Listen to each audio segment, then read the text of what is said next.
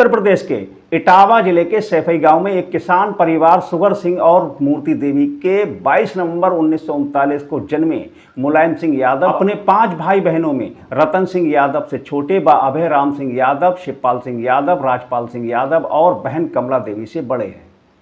Professor Ramgopal Yadav इनके चचेरे भाई हैं। तो दोस्तों, देश में 2 ही लोगों को नेताजी का खिताब मिला है, जिसमें एक नेताजी सुभाष चंद्र बोस हैं और दूसरे नेताजी मुलायम सिंह यादव।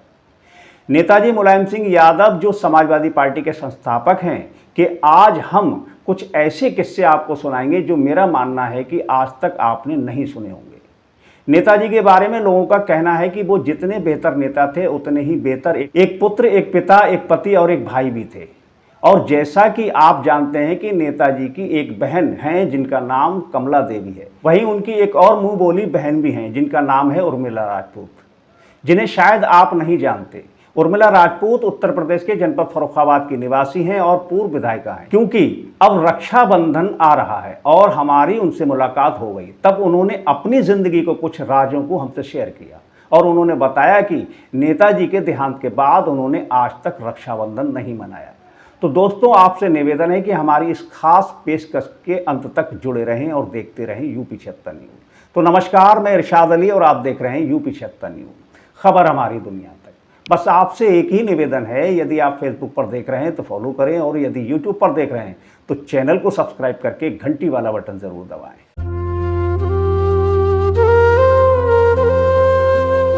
दोस्तों, मुलायम सिंह यादव किस तरह की शख्सियत हैं, उनके बारे में राजनीतिक विचारक ये मानते हैं कि यदि नेताजी किसी बड़ी पार्टी जैसे भारतीय जनता पार्टी या कांग्रेस में होते तो वो ना जाने सफलता की कितनी सीढ़ियां चढ़ते।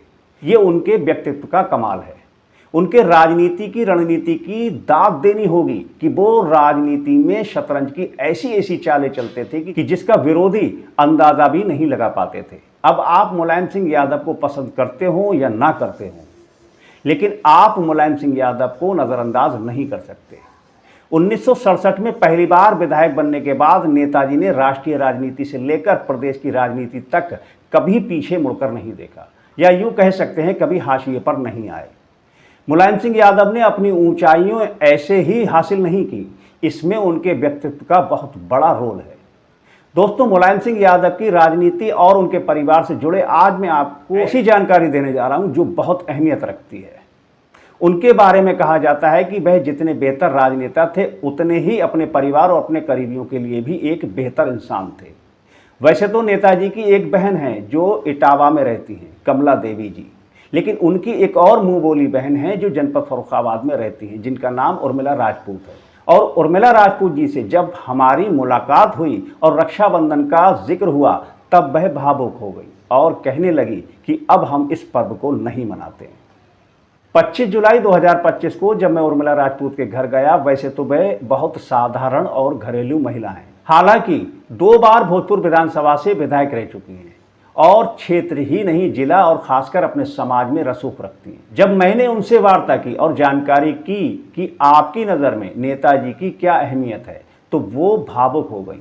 अपनी साड़ी के पल्लू से अपने आंसू पोंछते हुए उठकर किचन की ओर चली गई और बहुत देर बाद चाय नाश्ता लेकर किचन से बाहर निकली। और मैं उर्मिला राजपूत जी से ये जानना चाहता था कि मुलायम सिंह यादव के बारे में और उनके भाई बहन के रिश्ते के बारे में। मेरी दिलचस्पी ये थी और मैं ये जानना चाहता था कि आप मुलायम सिंह यादव की मुंह बोली बहन हैं, तो देश के एक बड़े नेता की मुंह बोली बहन होने के नाते आपका समाज और पार्टी में क्या रुतबा है। सपा मुखिया अखिलेश यादव आपको क्या कहते हैं, आपको किस नज़र से देखते हैं? रक्षाबंधन का त्यौहार निकट है और ऐसे में मैं माननीय मुलायम सिंह यादव को याद कर रही हूँ। आज वो हमारे बीच में नहीं हैं। लगभग 20 वर्षों तक मैंने उनकी लगातार राखी बांधी।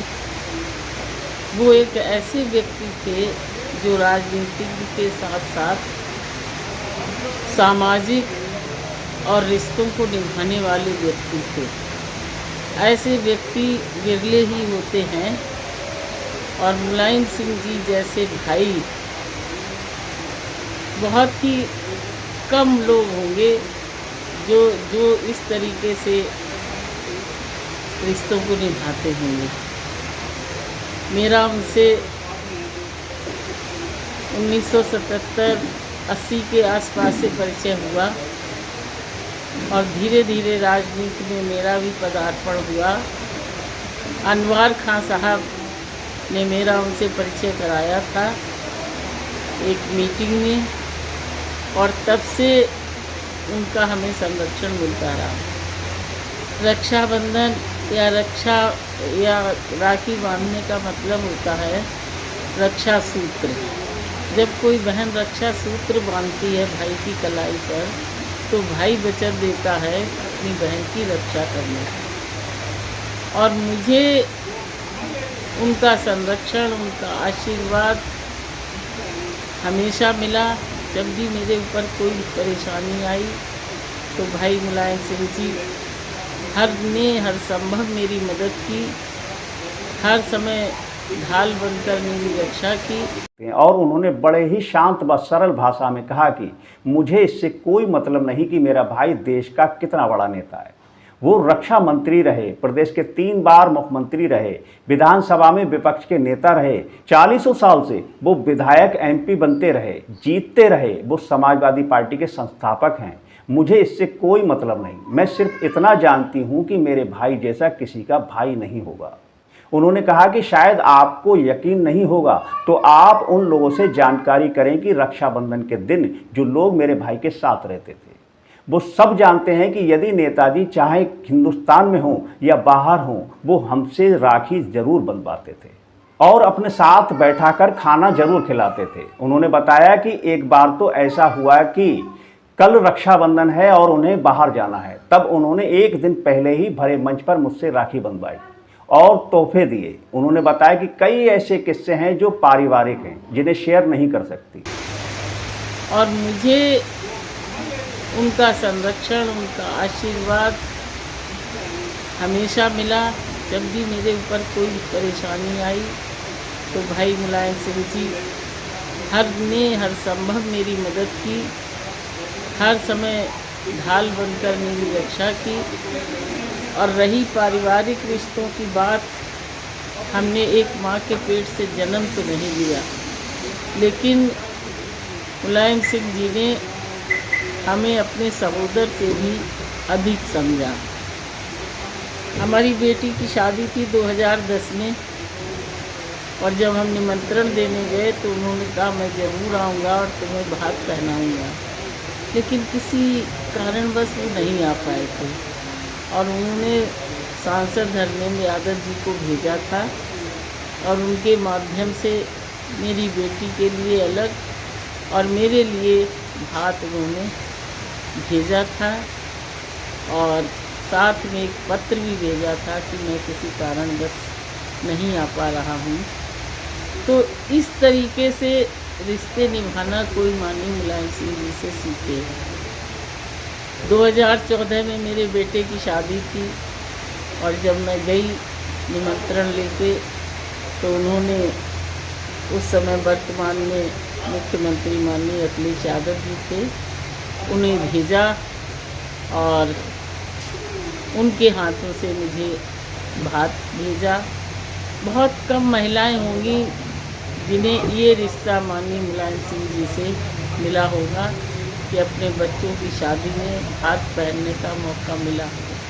हमारे हिंदू समाज में लोग कहते हैं कि भाई के भात के बिना शादी का मंडप अधूरा रहता है, तो हमारे भाई ने कभी ऐसा हमें मौका नहीं दिया कि हमारे घर में गड़ा हुआ मंडप अधूरा रहा हो। समय समय पर कोई भी बात रही हो ज़रूरत की, या कभी बहुत से संस्मरण हैं, इतने संस्मरण हैं अगर हम आपको सुनाएं तो एक पूरी किताब बन सकती है।